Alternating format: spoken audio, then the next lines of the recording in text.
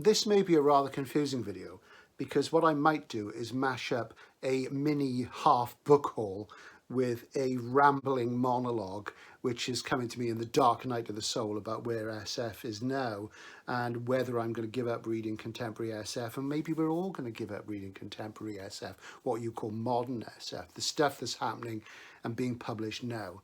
Anyway, let's see what happens.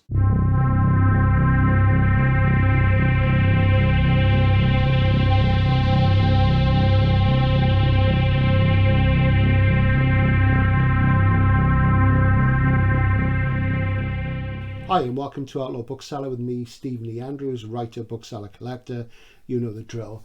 And I thought I'd do a little series which I might sort of call Nighttime Diary. I don't know yet whether I'll come up with something better than that. It's just literally struck me this minute because I'm filming in the evening, which I don't normally do. I usually film natural light, and my partner's away for a week, so I'm spending some time doing some eBaying, sort of sorting things out around the house and generally sort of kicking back. So I get really busy at work selling books throughout the Christmas period. You know, for anybody who works in retail, it's a really busy time, and books always make good presents. So it's a really sort of seriously busy time for me. I just wanted to talk about SF as ever. And the big question at the moment that's in my mind personally, and I think it's something that's coming in the zeitgeist. I think more and more people are feeling this way, is am I going to quit reading contemporary SF, new SF, altogether? Because I've been here before.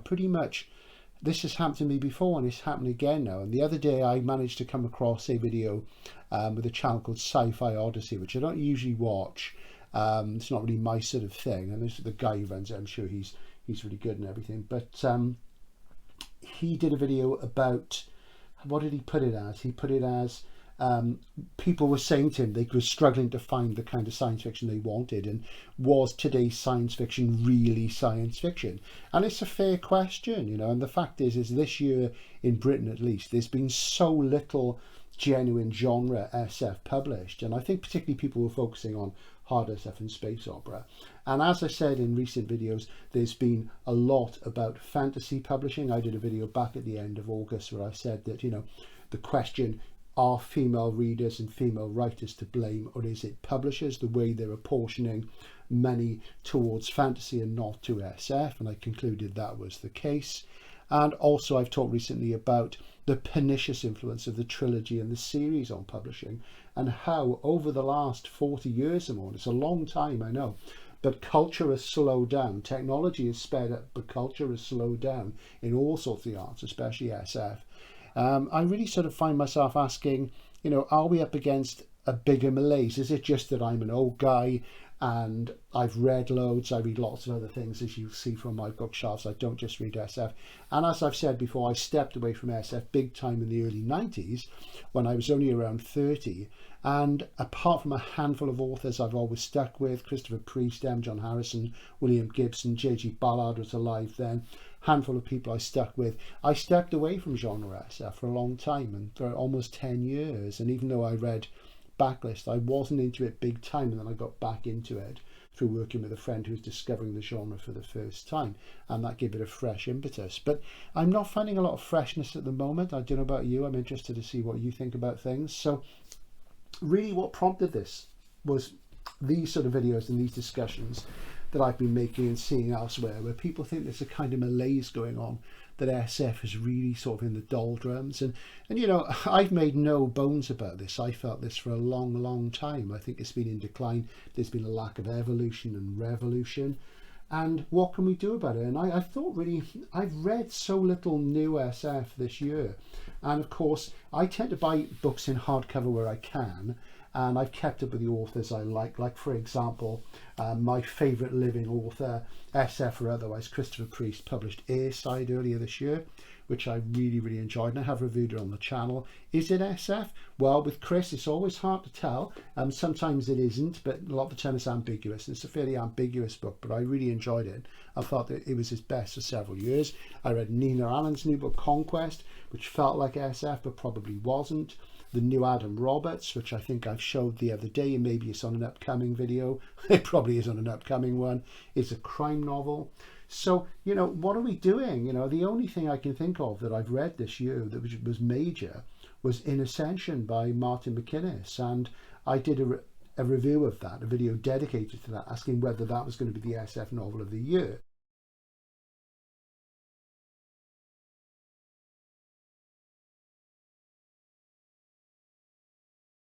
And it was shortlisted for the Booker Prize. It was long listed, sorry, for the Booker Prize, not shortlisted. An SF novel, even one that's not published as a genre SF novel, is never going to win the Booker Prize. It just doesn't happen. And that was a big dumb object novel in the literary style, and people sort of reformed and raved over it. And I enjoyed it. It was good, but it didn't blow me away. I do think the best is yet to come from him.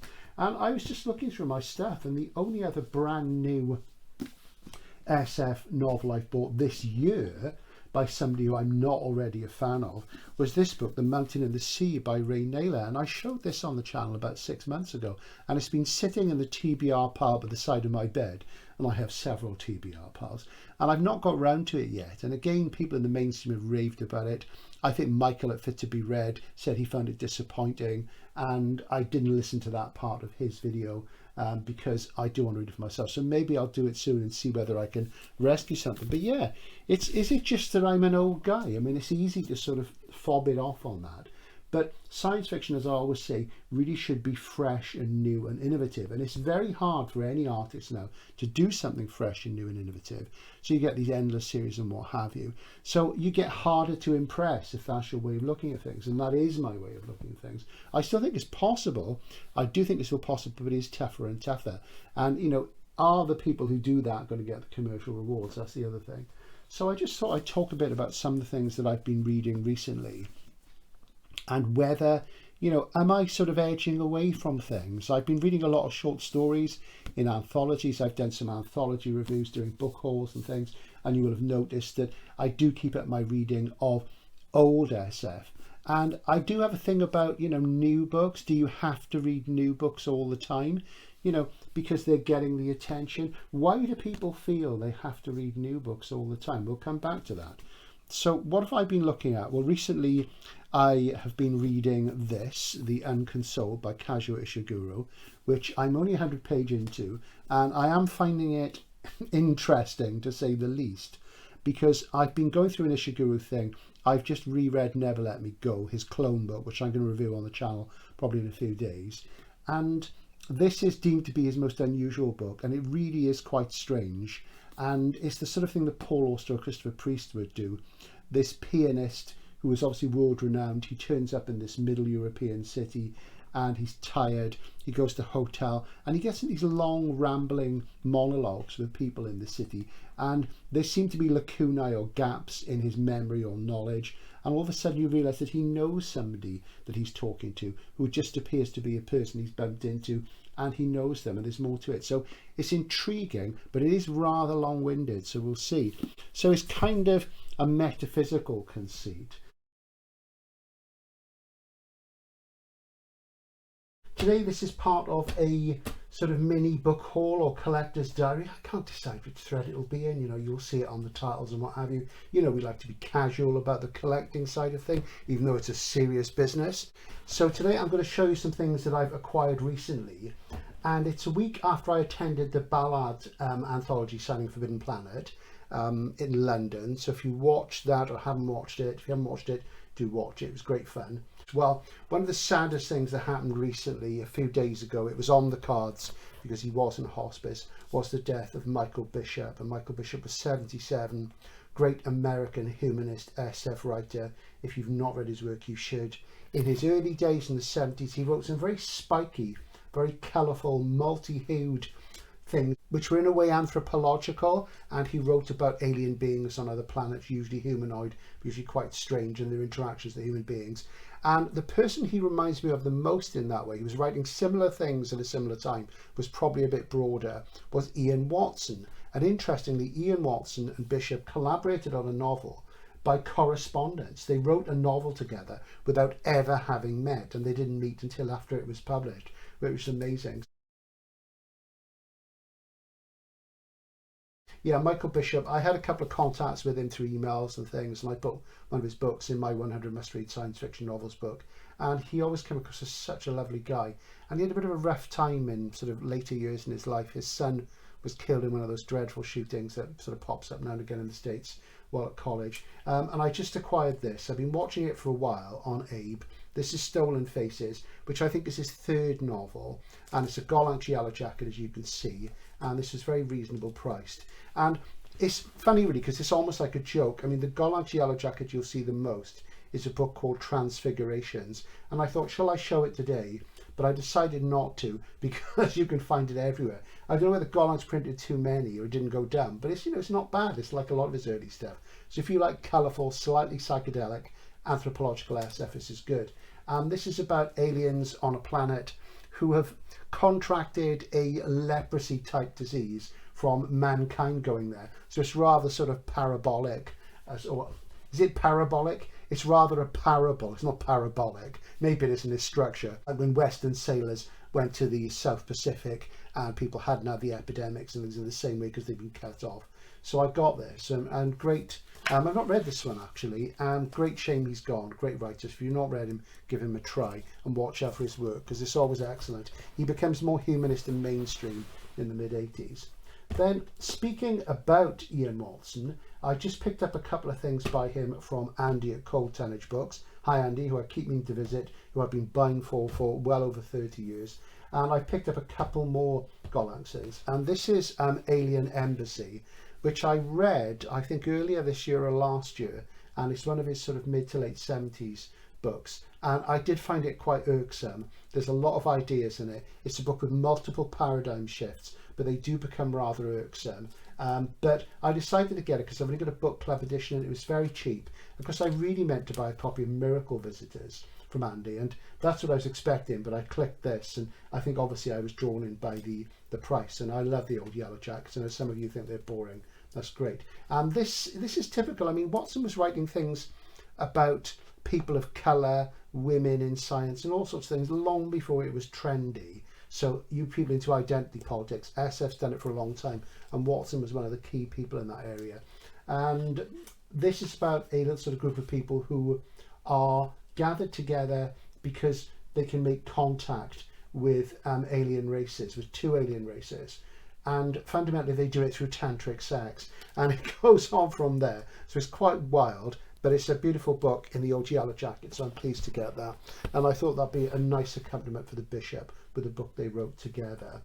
What else have we got? This is a later Watson, and this is sort of late 80s livery. This is the Fireworm. And I used to have this, and I got rid of it, and I wish I hadn't. And this one is signed by the great man. We've never met. We've had a couple of interactions online.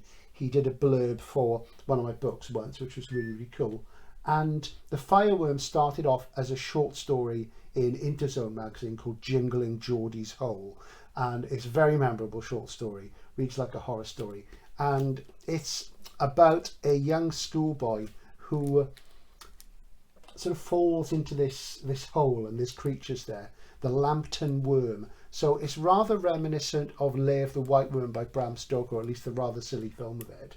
There's more to it than that. There's always a lot of ideas in Watson's books, and looking at the jacket flap, it says psychiatrist John Cunningham is secretly also Jack Cannon, author of popular horror novels. And hypnotic regression, John's patient Tony reveals a bizarre and horrifying tale of a past life lived on Tyneside in the 1950s, involving two schoolboys and a weird creature with paranormal powers lurking beneath Teignmouth Castle. So there you go. So I'm glad to have this again. I'm not so keen on this livery. I do want to read this again. I do blow hot and cold with Ian. Sometimes I find him really exhilarating and bracing and abrasive and hard and bang, bang, bang. And other times I find him a bit too much. But J.G. Ballard described him as the only British SF novelist of ideas in the 70s. And he made a big splash when he came through, but he was never as popular as people like, say, Bob Shaw, and he should have been. He's really good. And he's still writing today, you know, still very active. And a real one-off character, first published in New Worlds in the late 60s. Then we're sort of moving on to the big stuff now, really, and this is the stuff which really sort of got me excited, because what I've noticed is that at the moment, with the whole Black Friday thing, let's get the yellows there, you know, there's lots of sales and offers and what have you, and we're doing one where I work over the weekend, and there's some sort of real good bargains to be had. But I've noticed that even the dealers, the book dealers, the second-hand books are doing this. They're sending out codes for money off and what have you. And a few things I've been watching online had suddenly drastically reduced in price by 50% or more. And this is really quite something. And it's enabled me to pick up a few things really, really cheaply. So I'm going to talk about a couple of them. And one of them, I'm really excited about this. I do have a signed copy of the reprint, but this is which is from the mid-80s, but this is the Jonathan Cape original, and this is Concrete Island. That is absolutely fantastic, and I love Jonathan Cape. As you know, it's got this great op art cover, and this is one of his urban trilogy alongside Crash and High Rise, which are more famous. And I do love Crash. I think Crash is an astonishing book, probably my favourite Ballard book, but I actually like this more than High Rise. I think this is more successful, and this is about a guy who's driving along the Westway toward London, which is a motorway which is like on stilts up above the land, and at an intersection he gets driven off the road and his car goes down into a gully between these intersections, and he can't get out there. He hurts his leg and he can't climb up out of there, and it's all grassy and wooded, and then he finds there are other people there and remnants of past London.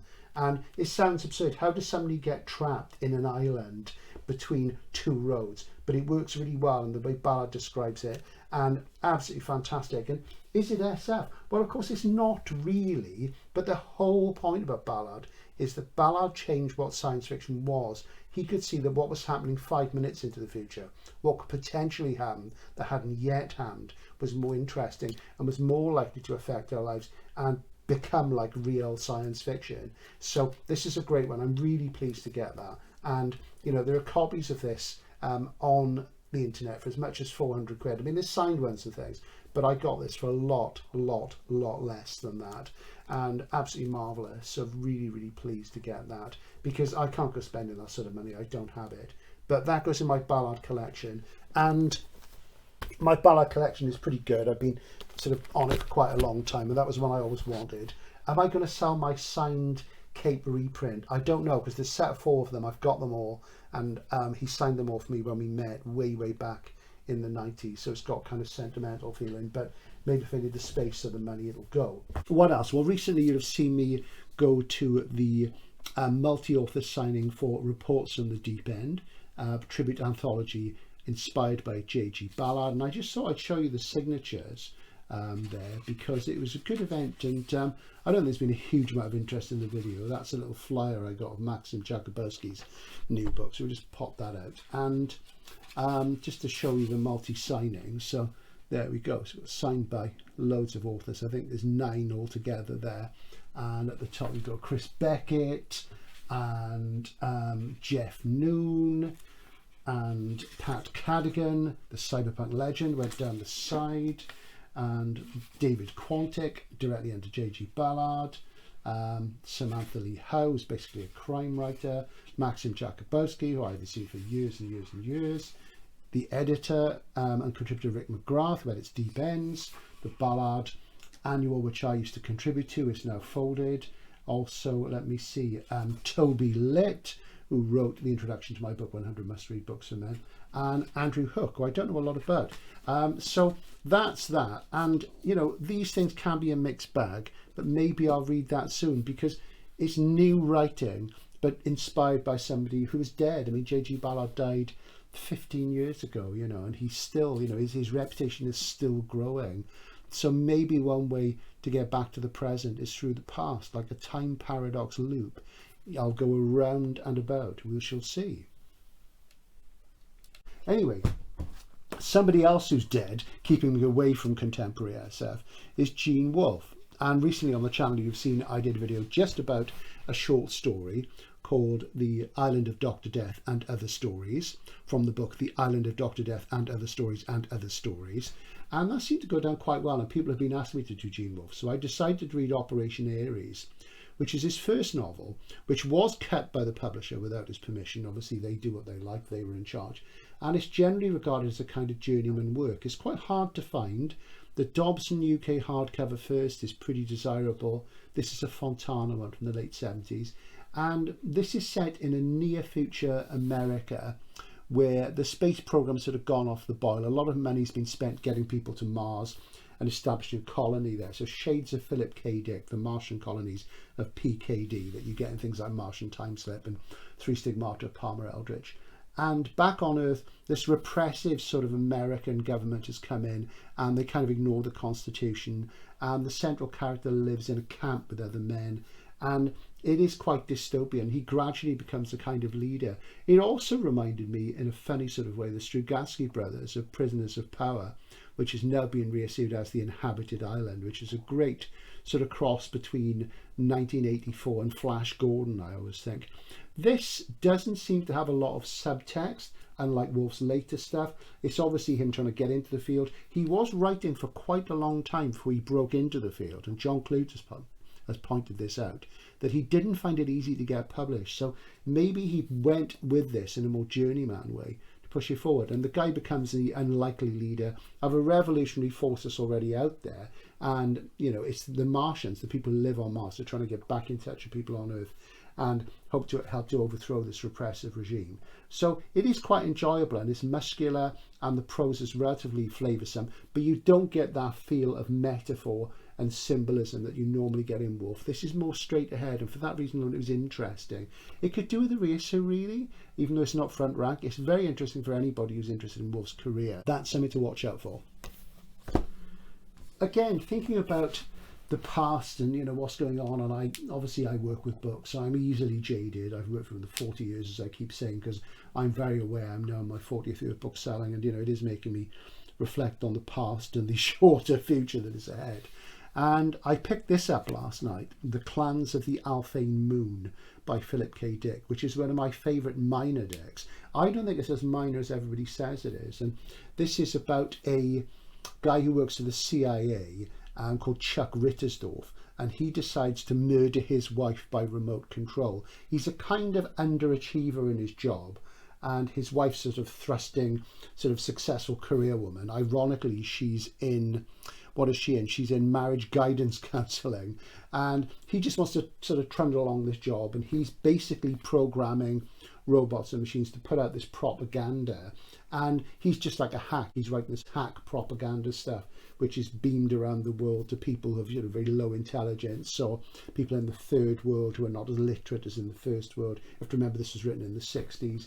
And it also has a plot about a colony planet where everybody has some sort of mental health thing. And there's a very interesting thing in this which Dick does, which since this was published, I've only seen one other person do, and that was Emma Newman, and she does it in Planetfall, and that's only a few years ago. And that was one of the reasons why Emma's work impressed me so much. She did something really brilliantly that I'd only ever seen Philip K. Dick refer to in this book. And it's quite funny in parts because the central character Chuck, he starts and he's moved away from his wife, he's moved out, but she's tracked him down and she says, you know, you've got to pay everything, I'm going off to do this thing, you've got to get a better job, the courts will back me up, so you have to achieve. So she's forcing him to become an achiever, and this is why he decides to murder her by remote control robot. And he is befriended by his neighbour, who is a telepathic Ganymedian slime mould called the Lord Running Clam. Now, is that right? Yes, it is, because there's similar things in Galactic Pot Healer, I seem to recall. And Lord Running Clam can sort of seep under the doorway and form into like a mat of globes, of blobs, and has these conversations with Rittersdorf. And it's very funny. And it is one of his wittier books. And, you know, I just long for this kind of freshness. And Dick has a really original style, multi-character approach, great facility. And yeah, he did a few bad books, but he did lots of really, really great ones. And he was dead at 52. You know, this is the level of invention. No sequels, hard and fast, sharp, characterful, funny. And, you know, there's even hard science in it as well. I mean, come on. So really, you know, where are the writers today who are going to keep people like me and people like you reading SF if it's the same old thing? And I'm aware in the demographics on this channel that a lot of you are older, but there are people in their 20s and their 30s watching this channel who are looking for new things.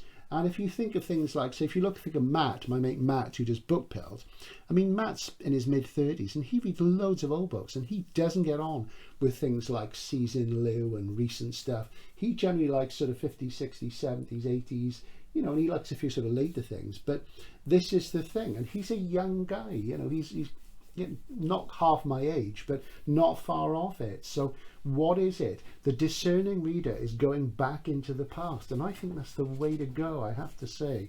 So another thing I bought, this is a crime novel, and I always think of this writer when I go to Poland Street in London. There was a video I made on the channel ages ago, a short hauntology and psychotronic video called Poland Street, The Visionary Writer's Way. It's incredibly pretentious, but you love it. And this is He Died With His Eyes Open by Derek Raymond, which is a crime novel. This is the first of a series. I think there's actually 5 in the Factory series. I don't think I've read the 5th one. This is the first one. I have the 2nd, 3rd and 4th in this livery. And again, this is the book that you often see for hundreds of pounds. And, you know, I didn't pay anywhere near even 100 for this. You're thinking half that or even less. And I've been watching it for a while and it's in really decent nick. And it is published by the Allison Press and Secker and Warburg. And very plain livery, but these are amazing existentialist crime novels. I saw a video the other day, somebody who does an SF channel who's quite popular, I'm not going to name it, did a video about existential science fiction, and they clearly don't know what existentialism is. It's really, really strange. So maybe I'll address something about philosophy in science fiction, because people keep asking me to.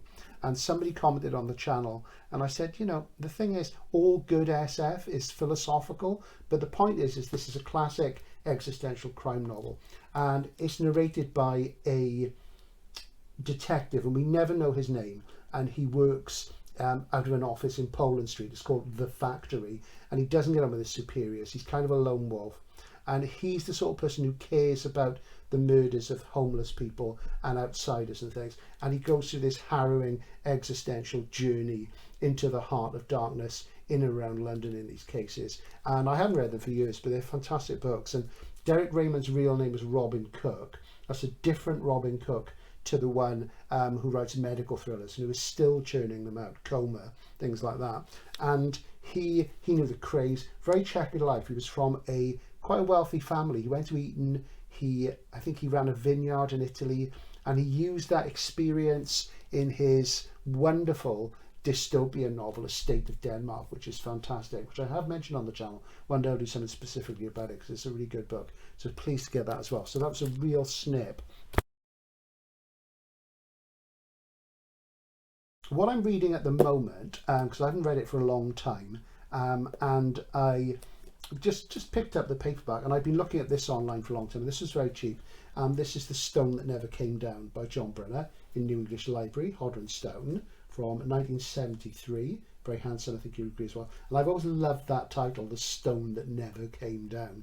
And it's set in a near future Britain, which is dystopian, and there's this sort of moral majority rising up, this new Christian cult, and they go around with these crosses beating people up and things. And it's a really multi-layered story, like a lot of Brenner's big novels from the 60s and 70s, even though it's a small one, and it shows Europe going through economic problems. It feels very much of its time, and this is not a bad thing, because of course a lot of great SF is metaphoric, and a lot of the really good stuff is about what's going on now, as it were. So this is almost like a step back in history, a very labyrinthine plot. He introduces a lot of characters in the first 2 or 3 chapters, which I don't always like. And I am thinking I need to reread some Brenner, because it's been a long time, and I do have some things I haven't read, but they're more routine space operas and things, so I need to get around to those. But I was really pleased to have this, because NEL is a special imprint to me. It was a very popular imprint in the 70s. They did all sorts of exploitation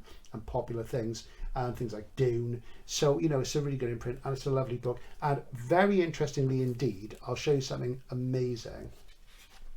This copy belonged to John Brenner himself, and that there is his bookplate, Ex Libris, John Brenner, and that's cartoon Vince. So we obviously had those made, which is what you do with the bookplate. You have them specially made. You get an artist to do them and what have you.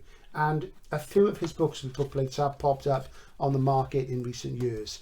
The thing with Brenner is that his major books, you know, a lot of them weren't published in hardcover. His major books were, and they are always in a terrible state. I'd love a hardcover first of The Sheep Look Up, which is my favourite one, which was published by J.M. Dent. But every copy you see is in a total mess.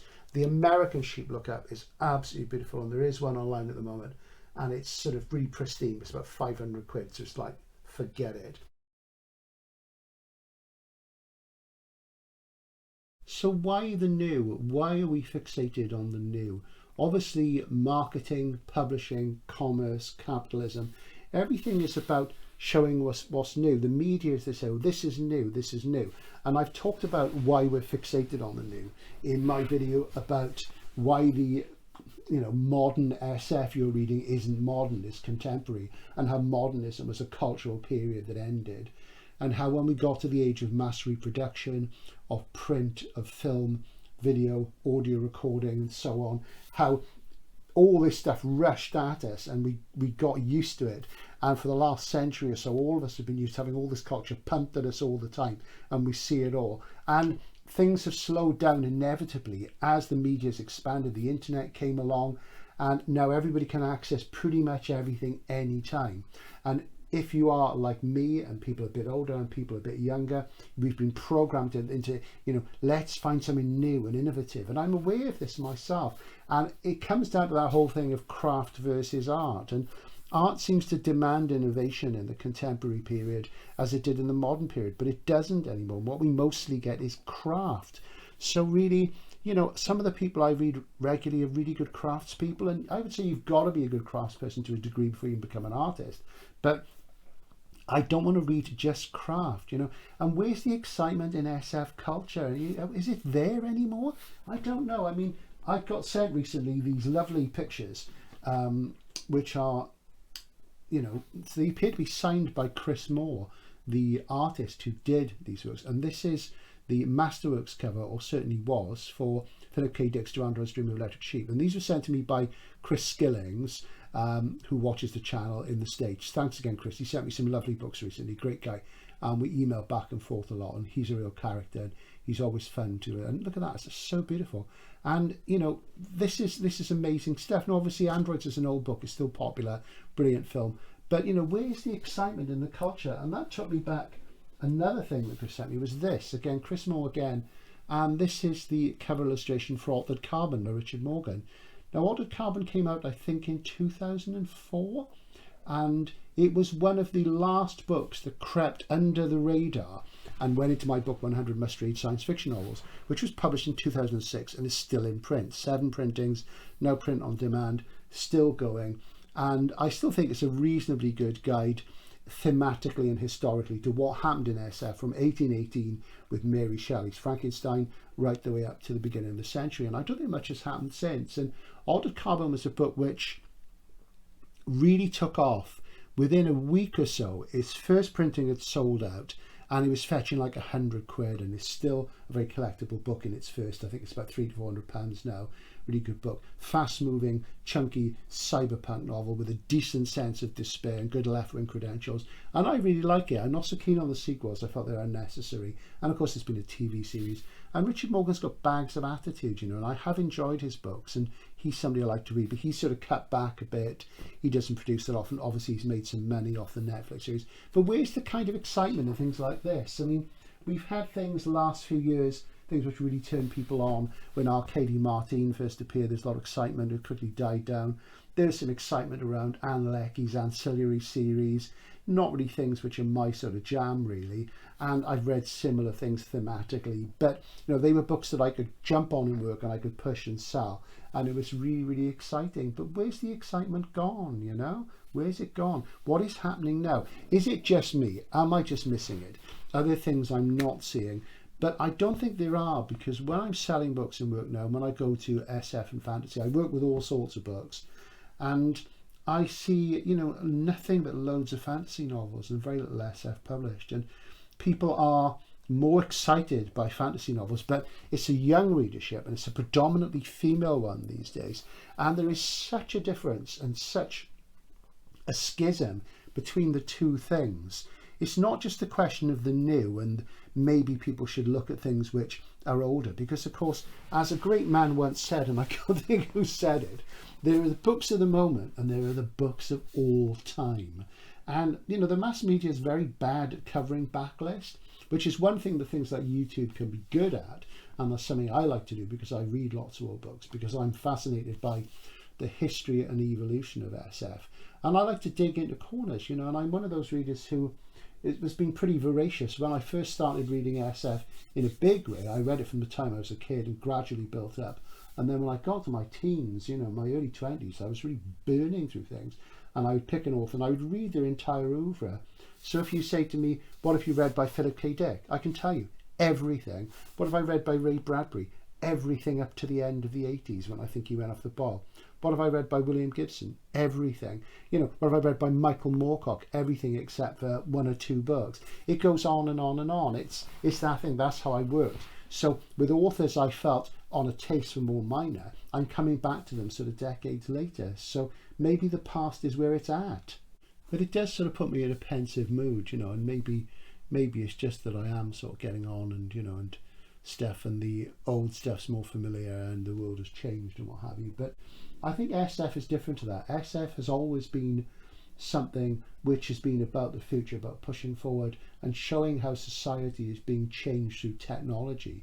And it's interesting because I talk about Ballard. I mean, one thing that Ballard said was, the future will be boring. And it's really funny. And he stopped writing conventional SF.